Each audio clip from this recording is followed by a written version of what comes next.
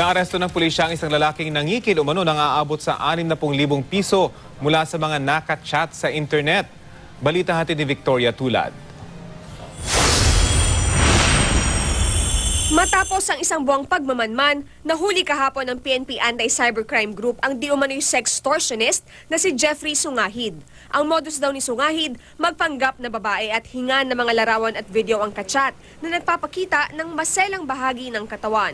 Pero kalaunan, tatakutin ang kanyang biktima na kung hindi magbibigay ng pera, ay ilalabas niya ang mga larawan at video. Ayon sa Anti-Cybercrime Group, nagsimula ang panghihingi ng pera ng suspect sa huling biktima mula Agosto hanggang kahapon, kung kailan nahuli siya nagwi-withdraw ng dagdag na 3,000 piso sa Baisa, Quezon City. Tinatayang 60,000 piso ang kabuang kinikil ni Sungahid mula sa kanyang 22 taong gulang na biktima.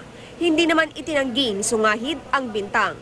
Para lang mabigyan ko lang, may bigay ko lang yung mga pangangailangan. Nino?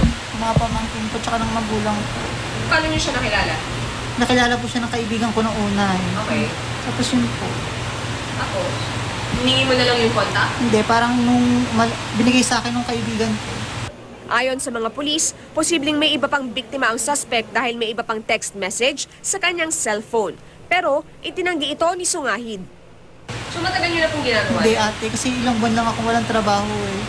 Bakit sa ganung paraan niyo po naisip na kumita ng pera?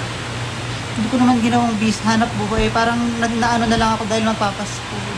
Naharap si Sungahid sa 24 counts ng robbery, extortion at kasong paglabag sa Republic Act 9995 o ang Anti-Photo and Video Voyeurism Act of 2009.